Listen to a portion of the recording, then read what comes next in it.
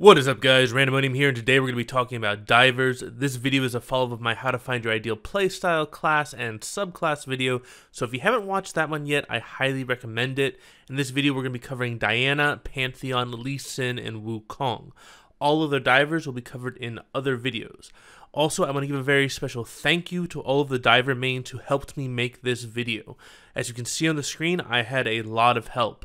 Some of the in-game footage you see in this video was provided to me by other YouTubers and streamers, so please check them out. I've left a link to all of their channels and streams in the video description below. Divers at their core are jack of all trades. They have damage, they have tankiness, they have crowd control, and they have mobility. The true strength of divers is that they're extremely versatile, and they can adapt their build to whatever their team needs or whatever best counters the enemy team. A diver can build full damage and have assassin-like burst damage, or they can build full tank and have vanguard-like tankiness. However, divers lack the escapes of true assassins or the AoE damage and crowd control of vanguards. All divers have strong forms of engage mobility, strong single target damage, and at least one form of hard crowd control. Divers are separated by what type of toughness they have and how reliant they are on their abilities. On the left, we have mitigation divers, the divers who gain shields or bonuses to resistances. And on the right, we have the sustain divers, the divers who get healing from auto attacks or other abilities. On the top, we have divers who are based more on their combos, meaning that they tend to use all of their abilities rapid fire to deal as much burst damage as possible. On the bottom, we have the divers who are more based on their attacks, meaning that they tend to weave auto attacks in between their abilities, or they have attack speed steroids built into their kit. Two champions that some people may feel are missing from this graphic are Elise and Irelia. While Elise does have diver-like aspects to her kit, her transforming nature makes her more suited to being a specialist like Jace, Nidalee, and Kayn. Pre-worked Irelia was one of the divers who was closest to the skirmisher class. After her rework, Irelia possesses multiple forms of conditional defenses that put her squarely into the skirmisher class. Consequently, Elise will be covered in the specialist video, and Irelia will be covered in the skirmisher video. Today we'll be focusing on the champions in the upper left corner, the combo divers with mitigation. These divers are capable of surprising burst damage while also being decent and countering the burst damage of other champions due to their mitigation. These divers are Diana, Pantheon, Lee Sin, and Wukong. Diana is most commonly played in mid lane, but it can also be played in the jungle or even top lane. Pantheon and Wukong are most commonly played in top lane, but can also be played in the jungle. Lee Sin is most commonly played in the jungle. They could not break me. Diana, Scorn of the Moon. Diana is the full power of the moon incarnate. Orphaned at birth, Diana was raised by the Solari, a group of sun-worshipping zealots who live in the lands around Mount Targon, the largest mountain in all of Valorant. While the elders taught her that the sun was the source of all life, Diana could not help but be awed by the beauty and the power of the moon. As Diana grew, she found herself more at odds with the elders and their teachings. Diana couldn't help but question every lesson, every truth, and felt a growing sense in her heart that there was something that the elders were hiding from her. Every night she dreamed of climbing the mountain. Every night she dreamed of the moon. One night, Diana was sweeping the temple library as punishment for arguing with one of her elders. A glint of moonlight caught one of the bookcases and illuminated an ancient manuscript. Diana felt an inexplicable tug toward the pages, and when she opened them, it was as if she unlocked a door into her soul. The pages within spoke of an ancient Lunari order, a group of moon worshippers who coexisted in harmony with the Solari. The text taught of life and balance, the internal cycle of day and night, sun and moon. When Diana finished reading the manuscript, she looked up to see an old woman wrapped in a bearskin cloak, trudging up the path that eventually led to the mountain's summit. She called out to Diana for help, saying that she had to reach the top of the mountain before morning, an ambition that Diana knew was utterly impossible. Diana hesitated. The elders taught that the mountain was only for the worthy, and Diana had never felt worthy of anything. And yet she felt drawn towards the woman, drawn towards the mountain, and so she grabbed the woman's hand, and they climbed. They climbed for hours, each step more difficult than the last. Each time Diana was on the verge of giving up, the woman encouraged her, and Diana felt as if she was drawing strength from the pale glow of the moon. Eventually, though, Diana collapsed, her body strained to the limits of exhaustion.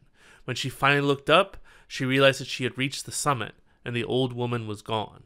There was only light, spirals of vivid color revealing a universe beyond the likes of which Diana had never seen. Diana knew in her soul that this is what she had been searching for her whole life.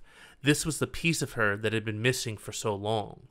Diana stepped towards the light and felt it surge within her. It was painful and joyous, a union with something vast and inhuman, impossibly ancient and powerful. The entire universe felt as if it was at her fingertips, and then it was gone, leaving her with a sense of loss like nothing she had ever known before. As Diana descended from the mountain, she found a strange cave that she had never seen before. Her body exhausted and freezing, Diana sought shelter inside. Inside, the cave opened up into a massive temple. Along its crumbling walls, faded frescoes depicted warriors of silver and gold fighting back in an unending host of grotesque monsters as the sky rained comets of searing light. At the center of the chamber stood a massive crescent sword and a suit of armor unlike anything Diana had ever seen. As Diana reached out and touched the armor, her mind exploded with images of lives she had never lived, memories she had never experienced, and sensations she had never known. As the visions faded, Diana saw that she was now fully clad in the mysterious armor that fitted her as though it was wrought especially for her. Still struggling to decode the memories and knowledge that was flooding her mind, Diana returned to the Solari Temple to tell the elders what she had learned. Diana shared her knowledge freely with the elders, but was oblivious to the mounting horror on their faces as she revealed all that she knew about the Lunari. When she finished, the elders immediately denounced her as a heretic and sentenced her to death. Diana was appalled. How could they reject what was so patently true? How could they turn their backs on the revelations from their holy mountain? With a scream of rage-filled frustration, Diana's sword swept out in a wide arc, unleashing silver fire. Again and again Diana lashed out, and when her fury ebbed, Diana saw the carnage that she had unleashed. The elders were all massacred, and the temple was in ruins. Appalled at what she had done, Diana fled into the wilds. Now a fugitive, Diana tries to piece together the fragmented memories within her mind.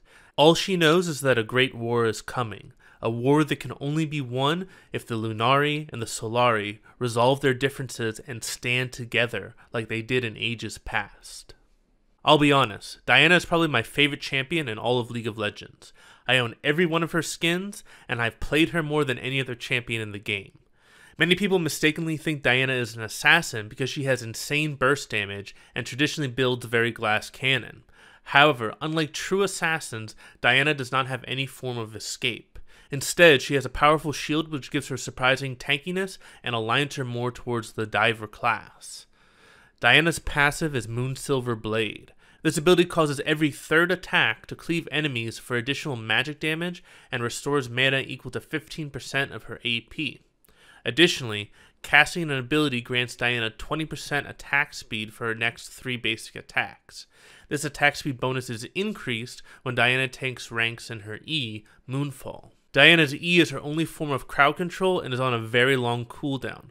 Proper use of Moonfall is essential to being successful with Diana, since it's the only way she has to lock down enemies.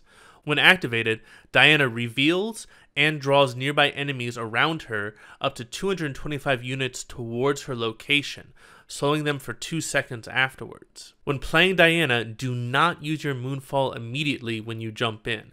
It can be tempting to just face roll your abilities, but Diana's E is best used to interrupt other abilities or draw back in fleeing enemies. Diana's W is Pale Cascade and is what gives Diana some really needed tankiness. When activated, Diana receives a shield and 3 orbs will circle her. The orbs deal AoE damage to anyone they hit, and if Diana hits with all 3 orbs, then she gains a second shield of the same strength as the original shield. Both the original shield and the second shield stack, and both shields scale off of AP, which allows Diana to be deceptively tanky even when she builds full AP. Diana's Q is Crescent Strike and is her bread and butter ability. This ability launches a bolt of energy in a counterclockwise arc, dealing magic damage to all those hit and marking them with Moonlight for 3 seconds. Because Crescent Strike is curved, it can be hard to aim, but once you get the hang of it, it can be very difficult for your enemies to dodge. Crescent Strike also really helps Diana survive the laning phase by allowing her to farm minions from range and also poke her lane opponent. Crescent Strike also synergizes extremely well with her ultimate. Diana's ultimate is Lunar Rush. Lunar Rush is a targeted dash up to 825 units. Unlike most other champions' dashes, Lunar Rush deals a high amount of damage and really increases Diana's burst potential. Additionally, if Diana dashes to a target that is marked by Moonlight, the cooldown of Lunar Rush is reset. However, once Diana dashes to a target marked by Moonlight, the Moonlight effect is consumed on all other enemies, meaning that Diana can only get one reset on her ultimate per cast of Crescent Strike. When used with her Crescent Strike, this gives Diana 2 targeted dashes, which makes her extremely good at engaging onto squishy carries. There's a lot of tricks with Diana's Q and R that give Diana some additional depth to her kit. For example, if you dash to a target while your Q is in mid-flight, as long as your Q hits, your ultimate cooldown will still be reset. Diana can also use her QR combo as an escape by throwing her Q over a wall to where a jungle camp is and then dashing to the jungle camp, since Diana's Q gives sight to all enemies it hits. One of my favorite tricks with Diana is that if you miss your Q on an enemy champion, you can still dash to any minion you hit with your Q and still get the ultimate reset. This allows you to bait your enemies into thinking they're safe, allowing you to dash right next to your enemy when they least expect it, and still have another use of your ultimate available when they try to run or flash away. What makes Diana so terrifying is that all of her abilities have very high AP ratios and very good base damages. Her Q has a 70% AP ratio, her W has a 60% AP ratio, her ultimate has a 60% AP ratio, and her passive has an 80% AP ratio. This means that if Diana has her passive stacked and she uses both of her dashes, she can deal 310% of her AP in less than a second, and that's not even including the base damages on each of her abilities. Because a lot of Diana's burst damage is tied to the double dash of her ultimate, Diana has one of the most powerful level 6 power spikes in the game.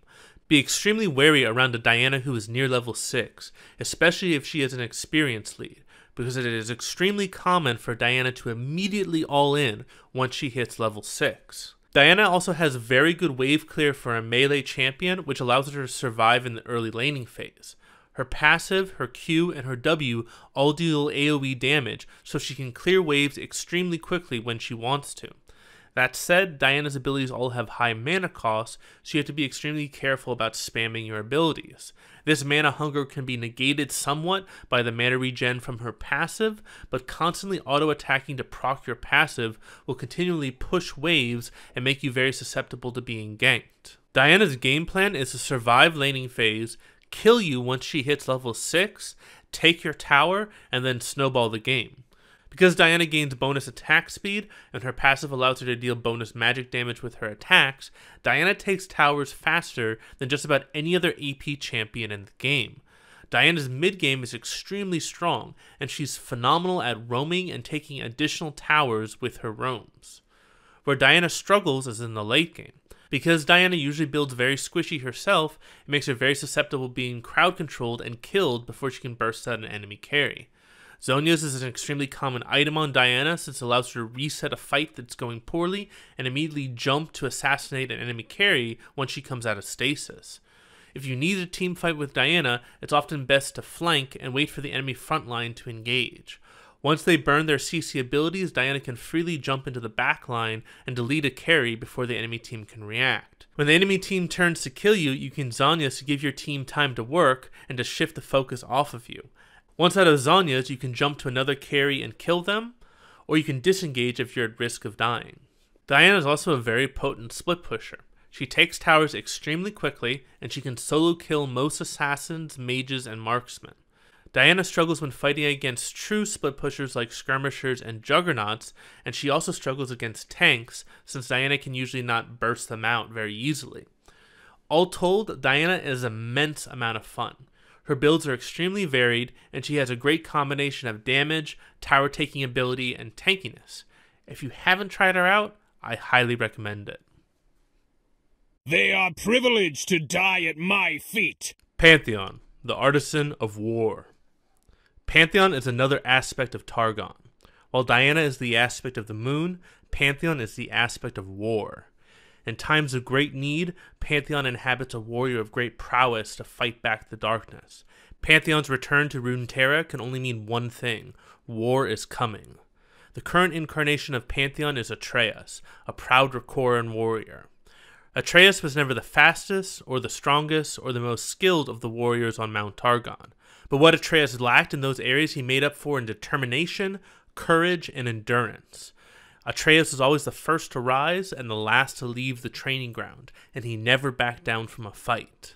The latter put him at great odds with another young warrior named Plius. Plius was everything that Atreus was not. Born into a line of renowned warriors, Plius was skillful, strong, and popular. He was the best fighter among the young warriors, and none dared to challenge him in the fighting circle. None except Atreus, that is. Even after being battered and bruised, Atreus kept rising to fight Plius.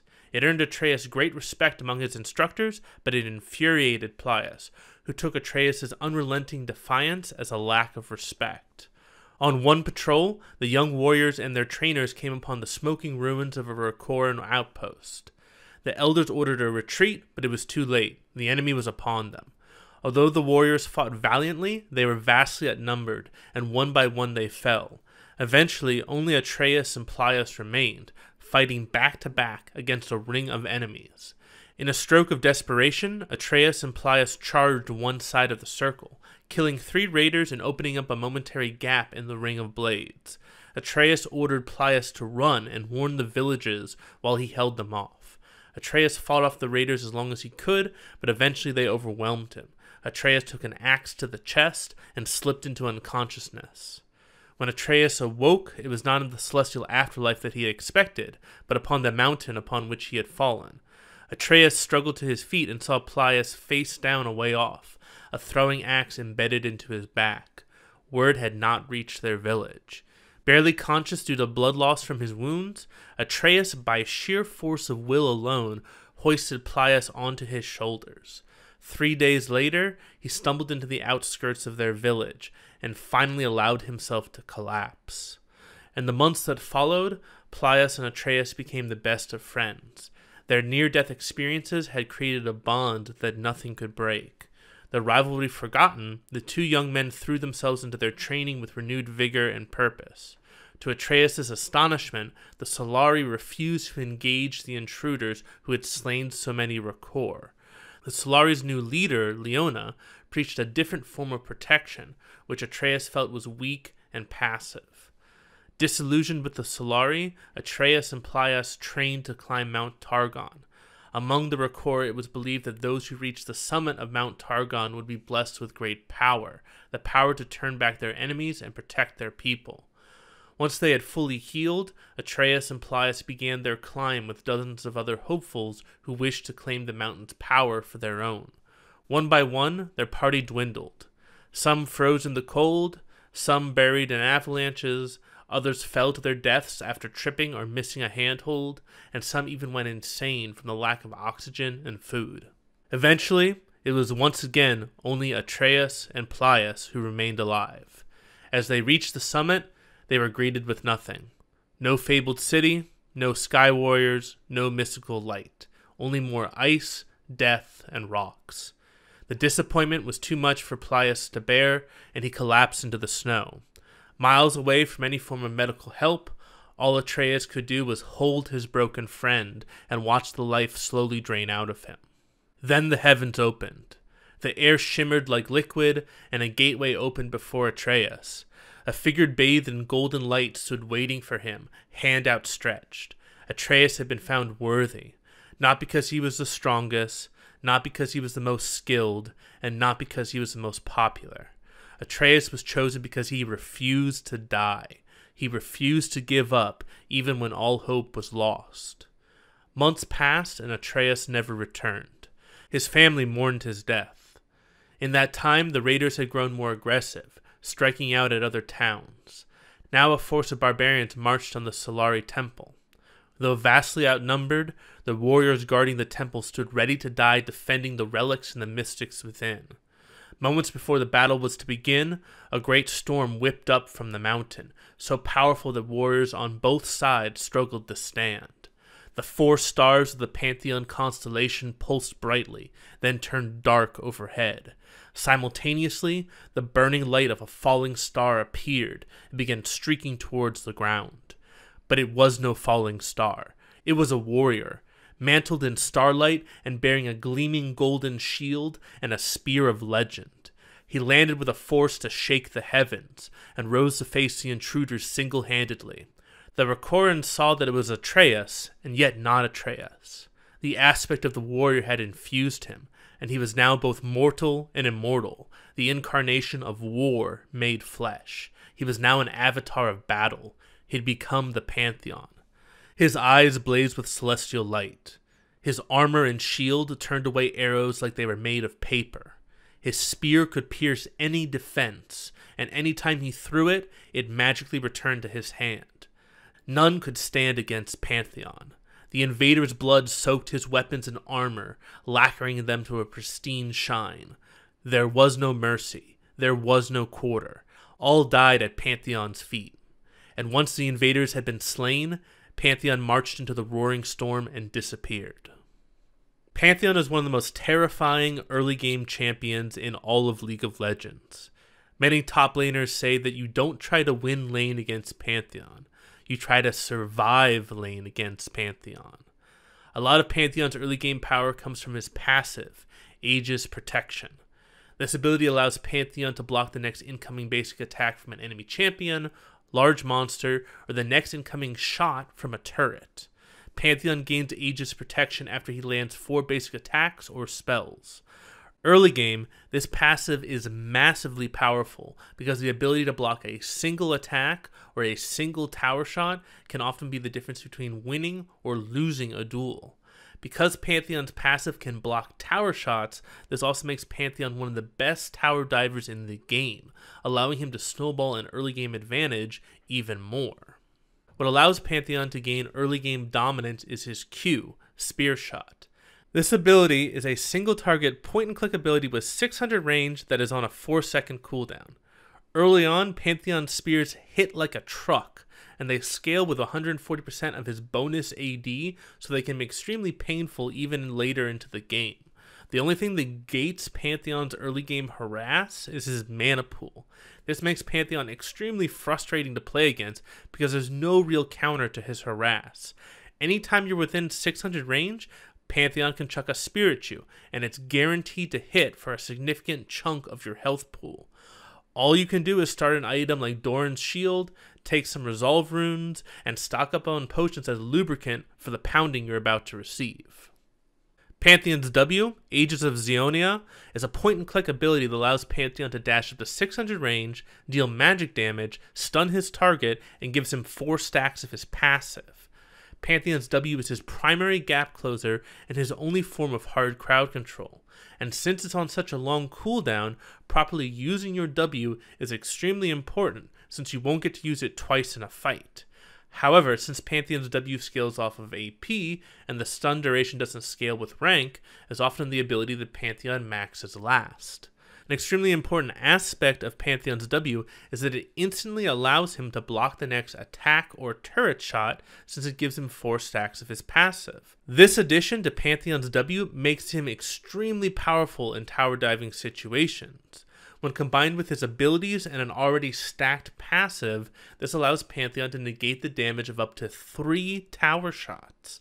Late game, there are plenty of champions that can tank 3 tower shots and still finish a kill, but early game, only Pantheon has this kind of insane tower diving potential.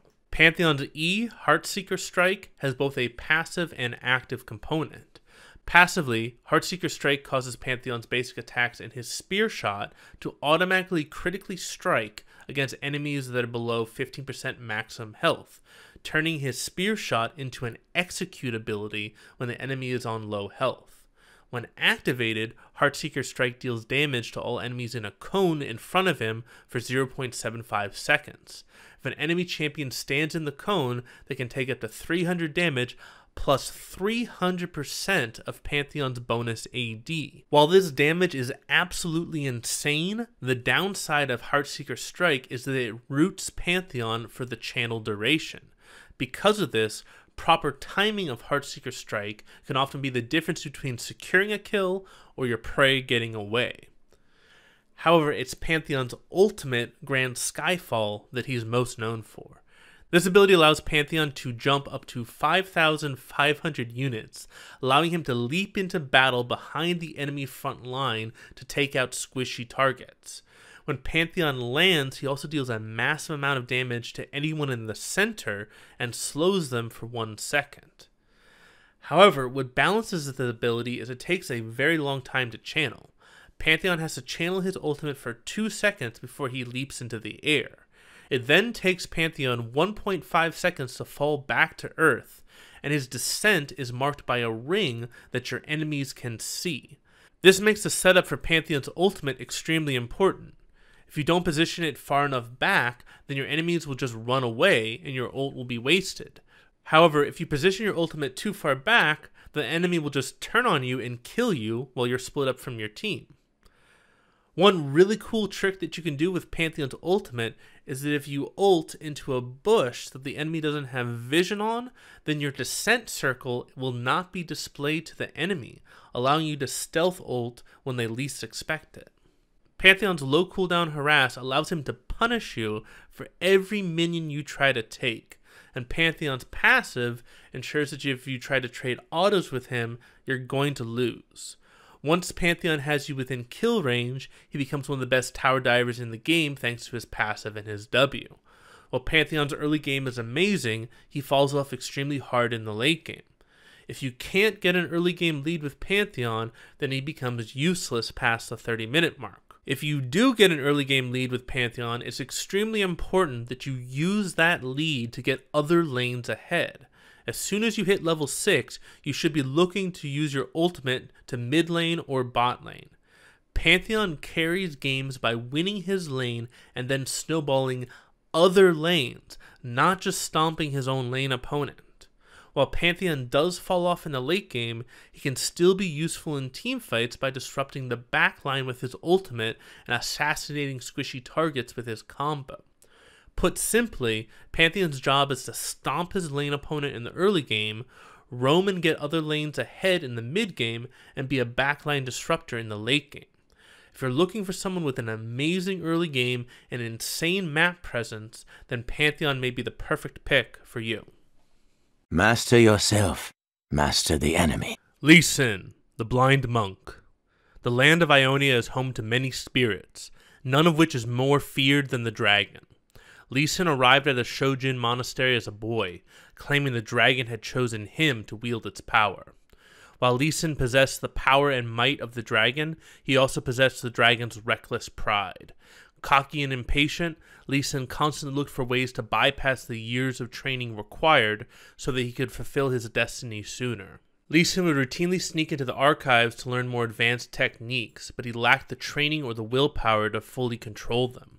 In a sparring session with one of his instructors, he called upon a technique that would allow him to unleash the dragon's rage. The kick was wild and uncontrolled though, and wound up paralyzing the instructor and nearly taking his life. Consumed with shame and banished for his arrogance, the young Lee Sin set out to atone. Years passed. Lee Sin learned of the spirit walkers of the Freljord, powerful shamans who harnessed the power of elemental spirits. Believing they could help him control the dragon within, Lee Sin traveled to the frigid land of the Freljord in search of guidance. What Lee Sin found instead was Udyr, a young spirit walker driven mad by grief over the loss of his master. Seeing the same recklessness in Udyr that he saw in himself, Lee Sin befriended the lost spirit walker and they became close friends. Lee Sin offered to take Udyr back to Ionia so he could learn to master the elemental spirits within him. Udyr accepted, and for a time they knew peace, until Noxus invaded. To the Noxians, nothing of Ionian culture or heritage was sacred. They burned the sacred texts and even slaughtered Ionia's most enlightened teachers. Seeing no other choice, Udyr and Lee Sin invoked the spirits within them and engaged the Noxians in battle. A tempest of flames engulfed Lee Sin, searing his skin and burning the sight from his eyes. Imbued with wild power, he crippled the invaders with a flurry of breakneck punches and rapid kicks, the untamable spirit flaring brighter and hotter with each blow. The monks were victorious, but Lee Sin's desperate actions left the monastery in ruins, and his vision would never return. At last, in the blind darkness, he understood that no mortal could ever bend the might of the dragon's spirit to their will completely. Devastated, he bound a cloth over his sightless eyes and tried to stagger away down the mountain paths. But the surviving elders stopped him. And forsaking all desire for power, their disgraced pupil was finally ready to begin anew. Although they would not forget his previous arrogance, the monks offered absolution. The dragon's wrath was deadly and unpredictable, true enough, but the humblest and worthiest of mortal souls could counter its fiery nature and direct it from time to time. Gratefully, Lee Sin stayed with the monks to rebuild their monastery, and after the work was done and the spirit walker returned to the Freljord, Lee Sin devoted himself fully towards the pursuit of enlightenment. In the years since the war with Noxus ended, he has continued to meditate on his role within Ionia. Knowing his homeland has not faced the last of its trials, Lee Sin must master himself and the dragon spirit within to face whatever foe is yet to come.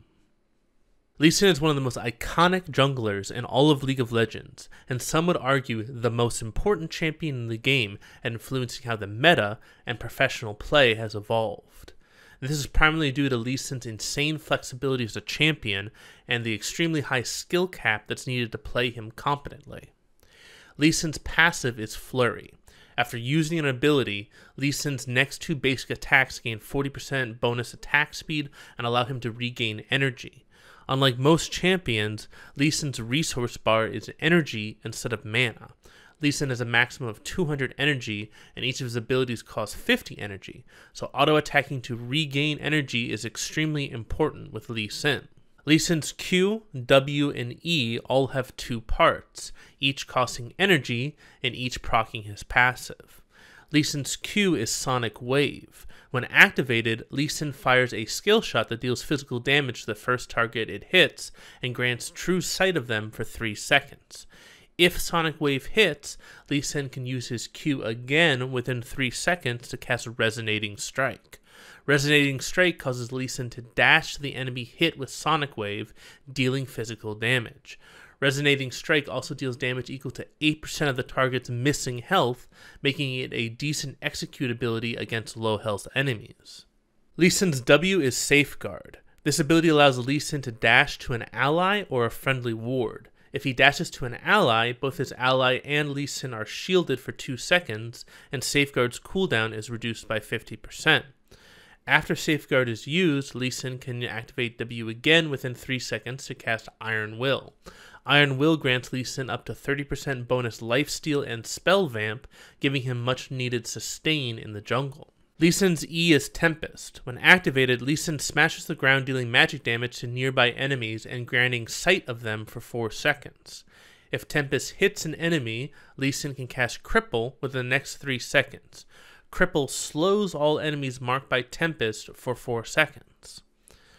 Lee Sin's ultimate is Dragon's Rage. This is a point-and-click ability that causes Lee Sin to roundhouse kick a single enemy champion, knocking them back 1,200 units over 1 second. Enemies hit by the enemy-turned projectile take additional bonus damage that scales with up to 18% of the kicked target's bonus health, and are knocked up for 1 second. Lee Sin's Q and W give him near unparalleled mobility within the diver class, allowing him to set up his ultimate in extremely unique ways. The most famous of these is the Insect, in which a Lee Sin player utilizes Q or W to gap close to an enemy, and then either uses his W or Flash to rapidly move behind an enemy carry and kick them back into Lee Sin's team. Lee Sin is a true jack-of-all-trades whose power is limited solely by the skill of the player wielding him. His Q is an execute, but does not compare to the execute power of assassins. His W is a shield, but compared to other supports, it does not shield for that much. His E is an AoE slow, but compared to other tanks, it's not near as effective. However, when combined together, along with his team fight winning ultimate, Lee Sin's kit gives him amazing flexibility and versatility. Lee Sin is extremely strong in the early game. His base damages are insanely high, and he can clear the jungle very quickly, allowing him to gank at level 3 before most other junglers. As the game goes on, Lee Sin tends to struggle more and more because it becomes harder and harder to have the same impact with his abilities. In the late game, Lee Sin's primary purpose is to use his kick either to peel for an allied carry or to knock an enemy carry back into your team. I want to make it very clear that Lee Sin is not a champion for beginners. You cannot expect to pick up Lee Sin for the first time and be successful with him. In fact, you're most likely going to feed horribly when you play him for at least the first 10 or 20 games. Lee Sin is incredibly hard to pilot, and he takes a lot of practice to be actually good with. That said, seeing a master Lee Sin at work is one of the most amazing things you'll ever see in League. If you're looking for a high skill cap jungler that you can sink thousands of games into, then there's no better pick than Lee Sin. Bring me a real challenge. Wukong, the Monkey King. Within Ionia's treetops dwell a Vestayan tribe known as the Shimon. These ape-like creatures are a wise, cautious people, and as pacifists, chose to build their society away from the landwalkers, cultivating their society atop the tallest trees in Ionia. Even from an early age, Kong had very little in common with his fellow Shimon. Impulsive, clever, and fun-loving, Kong was a constant thorn in his village's side. When war came to Ionia, the sounds and colors of battle awoke something true and undeniable within Kong. Kong knew in his heart that he was a warrior, and so he left his tribe to find his destiny. Armed with only instinct and no training under his belt, Kong traveled the land, challenging any he could find to combat. Though he often lost, each defeat taught Kong something new about the art of combat and brought him closer to becoming the warrior he knew he was destined to become. One day, Kong ran into a goggle-wearing man meditating in a glade. Kong challenged him to a fight, but in one effortless motion, the man instantly knocked Kong to the ground and silently returned to his meditation. Kong had challenged many opponents, but he never experienced anything like this. For weeks, Kong came back to the glade every day and attempted to defeat the warrior. Though stronger and faster than the man, Kong was outmaneuvered at every turn. Eventually, Kong decided to try something he'd never attempted in his many years of life: humility. He kneeled before the man and humbly asked for training. Without missing a beat, the swordman asked a question of Kong. "Why do you fight?" Kong realized that he'd never thought about that before, and he found himself without an answer. Determined to find the truth that had urged his soul to leave his peaceful life among the trees, Kong spent the next several days sitting in the glade with the warrior, pondering the question. The man saw Kong's change of heart and quiet determination. He introduced himself as Master Yi and agreed to train Kong on the virtues of discipline, patience, and combat, which Yi called Wuju. Kong's technique and precision improved with each lesson as Yi channeled Kong's propensity for recklessness and impulsiveness into a lethally swift and surprising fighting style. Kong and Yi trained for many months, but Kong sensed a reservation in Yi, a terrible burden that he carried that prevented him from reaching peace.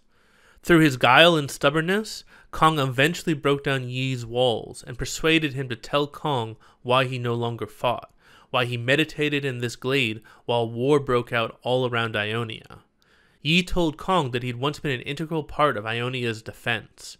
Yi and his disciples had been so effective at beating the Noxians in combat that the invaders had eventually turned to chemical warfare. Yi blamed himself for the hundreds of lives lost due to the Zonite scientists' chem bombs. No longer to answer why he fought, he banished himself to the glade to meditate upon the question. Kong had come from a people who chose to stay out of the world's fights, but all that did was leave good people less equipped to face those threats alone. Kong admired that, whatever the outcome, Yi had fought to protect others. Kong realized he wished to do the same. Through Kong's eyes, Yi saw that he'd been running from the truth, that as much as he would try to deny it, he was a warrior, and his people needed his help. A thankful Yi granted Kong an enchanted staff, crafted by the legendary blacksmith Doran, and a new honorific, reserved for only the brightest students of Wuju. From that day forward, Kong was known as Wukong. Wukong is one of the most interesting divers in League, possessing invisibility, armor shredding, bonus attack speed, and massive AoE crowd control. Wukong has a little bit of everything. Wukong's passive is Stone Skin. For every enemy champion near Wukong, he gains up to 8 armor and magic resistance. This means that during a team fight, Wukong can gain up to 1,520 gold worth of defensive stats. Even though that's a significant amount of gold, it's definitely Wukong's most boring ability. Wukong's E is Nimbus Strike. This ability is a point-and-click dash that causes Wukong to deal physical damage to the target enemy and 2 additional enemies near the primary target. Nimbus Strike also grants Wukong up to 50% bonus attack speed. Nimbus Strike is Wukong's primary gap closer and the ability he normally starts in his combo, and also the ability that he normally maxes first. Wukong's Q is Crushing Blow. This ability resets Wukong's auto attack timer, gives him 125 bonus range on his next attack, deals bonus physical damage, and reduces the target's armor by 30%. Since this ability is an auto attack reset, you always want to use it after auto attacking so you can reset your auto attack timer. When possible, you also want to use your Crushing Blow near the beginning of Wukong's combo to maximize the effectiveness of his armor reduction. Wukong's W is Decoy. When activated, Wukong blinks 100 units away and becomes invisible for 1.5 seconds, leaving behind a decoy of himself. The clone will remain motionless and then deal magic damage to all nearby enemies after 0.5 seconds. This ability is on a very long cooldown, so it's important not to waste this ability. Talented Wukongs can use the stop command to make enemies think that Wukong has used his W, baiting them into making a wrong decision while keeping this vital ability off cooldown. Later in the game, this ability, when combined with movement speed items, makes Wukong's engages extremely deadly since he can't be detected with normal vision. When using W from an unwarded bush, this guarantees that Wukong can land his deadly ultimate. Wukong's ultimate is Cyclone. This ability allows Wukong to spin his staff around for 4 seconds, dealing physical damage in a massive AoE and knocking up all enemies within range. In team fights, this ability can deal a terrifying amount of damage, and since it also CCs enemies in a large AoE, it pairs up extremely well with other champions' ultimates. Wukong typically builds full lethality. In this form, Wukong can delete pretty much any carry in the game with his burst. The downside of this build is that it makes Wukong also extremely squishy himself. People favor building lethality on Wukong because he becomes near unstoppable if he's in head, and he can snowball a game out of control with his combination of invisibility and burst damage. However, lethality Wukong can be very weak if you fall behind. I would recommend trying out this lethality build first on Wukong, but if you struggle to be effective with it, you can also play Wukong as a more traditional diver, building Black Cleaver into tankier items like Deadman's Plate. Like all other divers, Wukong is best when you adapt your playstyle to what your team needs and what best counters the enemy team. Wukong is extremely reliant on his decoy in the early game for trading, but really becomes powerful in the mid game. His rank 2 ultimate can absolutely destroy enemy teams and allows your team to snowball gold advantages. If you decide to build Wukong more glass cannon, then his mid-game power spike is even more scary, though Wukong has a better late game if you incorporate more defensive items into your build. Overall, Wukong is an extremely unique diver. No other champion has his combination of invisibility with a massive AoE ultimate. And that's all the champions we're going to be covering with this video. Let me know in the comments what you love or hate about these divers and what champions or subclasses you want me to cover next. If you enjoyed this video, especially with all the new in-game footage, please hit that like button. This video took a lot of work on my part, and I also had a lot of help from other diver mains. As you can see on the screen, I had 14 diver mains help me with this video. A few of these people have YouTube channels or Twitch streams, and I've linked all of them in the video description below. Please check them out and show your support of me by supporting them as well. Also, if you're interested in any of these divers, please check out the subreddits for each of these champions. There are a ton of helpful people there who can help answer all of your questions far better than I can. I know this video has been a long time coming, and I appreciate all of you being patient and continuing to support me. If you'd like me to see me come out with these videos quicker, I could really use some help getting in-game footage. We'll be continuing this series with the rest of the diver champions, but I'm actively looking for clips for any champion in the game. If you have a YouTube channel or a Twitch stream and you want your clips to be featured in my videos, please let me know by leaving a comment or sending me a private message. If you're interested in helping out in future videos or you're curious what videos I'm planning on doing next, please check out our Discord. There are a ton of helpful people there, and it's the best place to ask me questions, provide suggestions for the channel, discuss esports, or even find a couple people to play a game with. Link to our Discord is in the video description below. And if you made it this far in the video and you haven't subscribed yet, please hit that subscribe button so you can stay up to date on all of my videos. I hope you all have a fantastic day. This is Randomonium, signing off.